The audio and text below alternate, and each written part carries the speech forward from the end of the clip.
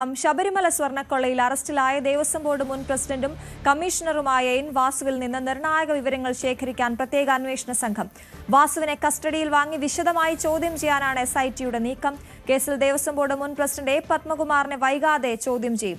തദ്ദേശ തെരഞ്ഞെടുപ്പ് പ്രചാരണത്തിനിടെ വിശ്വസ്തനായ എൻ വാസുവിന്റെ അറസ്റ്റ് CPMന് തലവേദനയാണ്. VV അരുൺ വാർത്തയുടെ വിശദാംശങ്ങളുമായി ചേരുകയാണ്. Arun, good morning. വാസുവിനെ കസ്റ്റഡിയിൽ വാങ്ങി ചോദ്യം ചെയ്യാനൊരുങ്ങുമ്പോൾ ഇനി ആരിലേക്കൊക്കെയാണ് ഈ അന്വേഷണം നീളുന്നത് എന്നുള്ളതാണ് പ്രധാനപ്പെട്ട ചോദ്യം.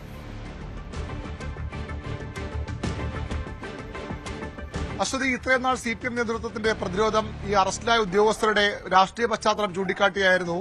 ആര് തെറ്റിയതാലും ശിക്ഷിക്കപ്പെടും, ആരെയും രക്ഷപ്പെടാൻ അനുവദിക്കില്ല എന്ന് പറയുമ്പോഴും ഈ ഉദ്യോഗസ്ഥരുടെ കോൺഗ്രസ് പശ്ചാത്തലം CPMന് ഒരു ആശ്വാസമായിരുന്നു. പക്ഷേ ഇപ്പോൾ കാര്യങ്ങൾ കൈവിട്ടു പോകുന്ന അവസ്ഥയിലേക്ക് എത്തുകയാണ് CPMനും.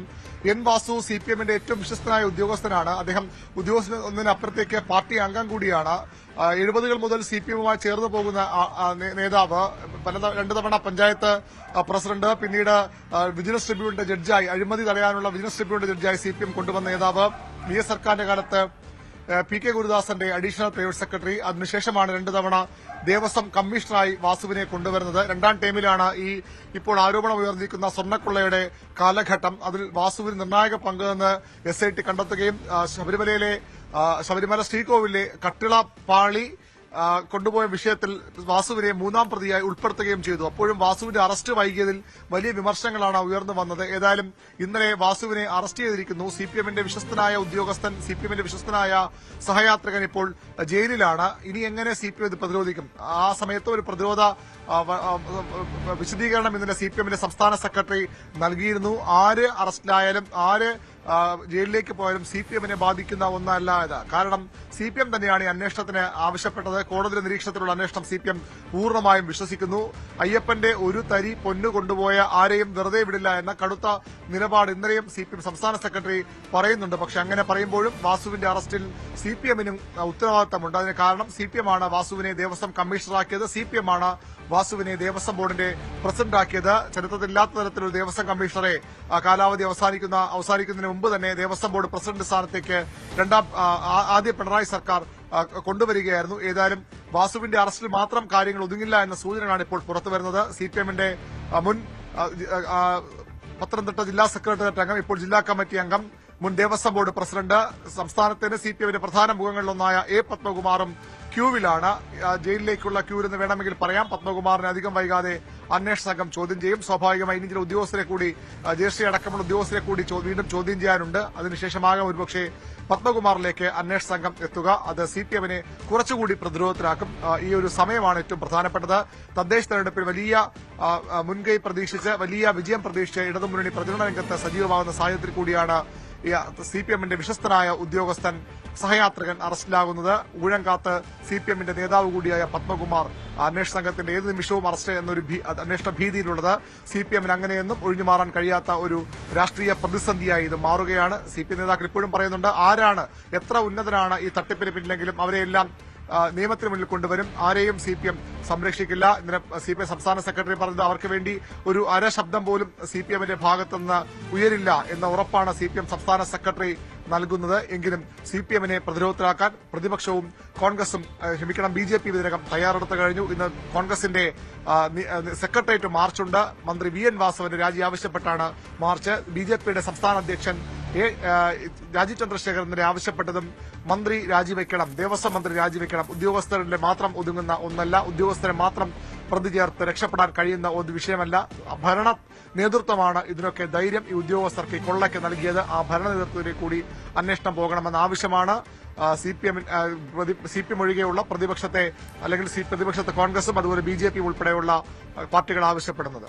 അരുൺ, ഈ തട്ടിപ്പിൽ വാസുവിന്റെ പങ്കിലേക്ക് നമ്മൾ വിശദമായി എത്തുമ്പോൾ നമ്മൾ ഈ ശബരിമല സ്വർണ്ണക്കൊള്ളയുമായി ബന്ധപ്പെട്ട് ആദ്യം കേട്ട പേര് ഉണ്ണികൃഷ്ണൻ പോറ്റി എന്നുള്ളതായിരുന്നു.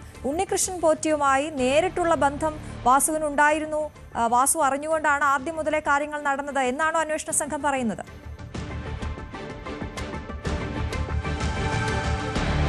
വാസുവിന്റെ നടപടിക്രമങ്ങളിലെ വീഴ്ചകളും അതുപോലെ തന്നെ ഇതിലേക്ക് വഴി തുറന്ന ഉത്തരവുകളുമാണ് വാസുവിനെ ഈ കേസിലേക്ക് എത്തിക്കുന്നത്. വാസുവിനെതിരായ തെളിവുകളും അല്ലെങ്കിൽ മൊഴികളും നേരത്തെ അറസ്റ്റിലായ സുധീഷ് കുമാർ അടക്കമുള്ള ഉദ്യോഗസ്ഥർ നൽകിയിട്ടുണ്ട്. 2019 വാസു ദേവസ്വം കമ്മീഷണർ കാലയളവിലാണ് ശ്രീകോവിലെ സ്വർണ്ണപ്പാളികൾ സ്വർണം പൂശാനായി ഇളക്കിയെടുത്ത് പുറത്തേക്ക് കൊണ്ടുപോകാനുള്ള നീക്കങ്ങൾ അല്ലെങ്കിൽ ആ ശ്രമങ്ങൾ ആരംഭിച്ചത്. അത് പുറത്തേക്ക് കൊണ്ടുപോകുന്നത് തന്നെ ദേവസ്വം നിയമപ്രകാരം ചട്ടവിരുദ്ധമായിരുന്നു. 2019 ഫെബ്രുവരി 16 ശബരിമല എക്സിക്യൂട്ടീവ് ഓഫീസറായിരുന്ന സുധീഷ് കുമാറാണ് വാസുവിന് നൽകിയ കത്തിൽ കട്ടിള പൊതിഞ്ഞിട്ടുള്ള ചെമ്പ് അതിൽ മുൻപ് സ്വർണം പൂശിയിട്ടുള്ള എന്ന് കൂടി രേഖപ്പെടുത്തിയിരുന്നു. പിന്നീട് പക്ഷേ വാസു ഇത് ദേവസ്വം ബോർഡിന് കത്ത് കൈമാറുമ്പോൾ അതിൽ കുറെ കൂടെ മാറ്റം വന്നു. അവിടെ സ്വർണം പൂശിയ എന്ന ഭാഗം ഒഴിവാക്കിയിരുന്നു.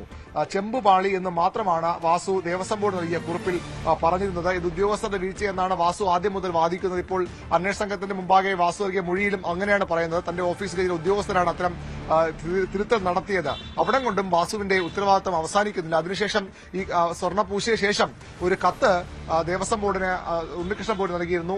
മാറ്റിയ സ്വർണത്തിൽ ബാക്കി വന്ന ഒരു പെൺകുട്ടിയുടെ വിവാഹത്തിന് ഉപയോഗിച്ചോട്ടെ, നിർധന യുവതികളുടെ വിവാഹത്തിന് സ്വർണം ഉപയോഗിച്ചോട്ടെ എന്നൊരു ചോദ്യവുമായി ഉണ്ണികൃഷ്ണൻ പോറ്റി ദേവസ്വം ബോർഡിന് കത്ത് നൽകിയിരുന്നു. ആ കത്തിലെങ്കിലും സംശയം തോന്നേണ്ടതായിരുന്നു വാസുവിന്.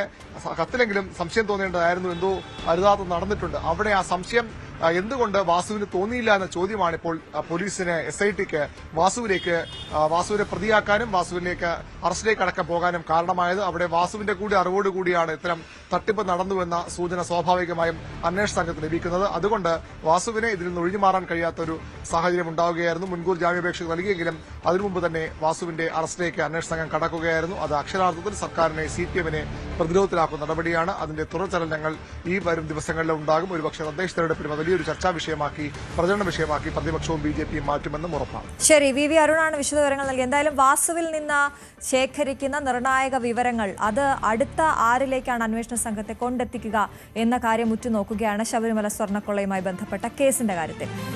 ഈ ദേവസ്വം മന്ത്രിയുടെ രാജി ആവശ്യപ്പെട്ട് KPCC ആഹ്വാനം ചെയ്ത സെക്രട്ടേറിയറ്റ് മാർച്ചും ധർണയും ഇന്ന് നടക്കും. രാവിലെ 11 മണിക്ക് ആശാൻ സ്ക്വയറിൽ നിന്ന് ആരംഭിക്കുന്ന മാർച്ച് സെക്രട്ടേറിയറ്റ് നടയിൽ AICC സംഘടനാകാര്യ ജനറൽ സെക്രട്ടറി KC വേണുഗോപാലാണ് ഉദ്ഘാടനം ചെയ്യുന്നത്. കേരളത്തിന്റെ ചുമതലയുള്ള AICC general secretary Deepa Das Munshi, KPCC അധ്യക്ഷൻ സണ്ണി ജോസഫ്, പ്രതിപക്ഷ നേതാവ് VD സതീശൻ തുടങ്ങി KPCCയുടെ ഭാരവാഹികളും പ്രവർത്തക സമിതി അംഗങ്ങളും ഉൾപ്പെടെയുള്ളവർ ഈ പ്രതിഷേധത്തിന്റെ ഭാഗമാകും.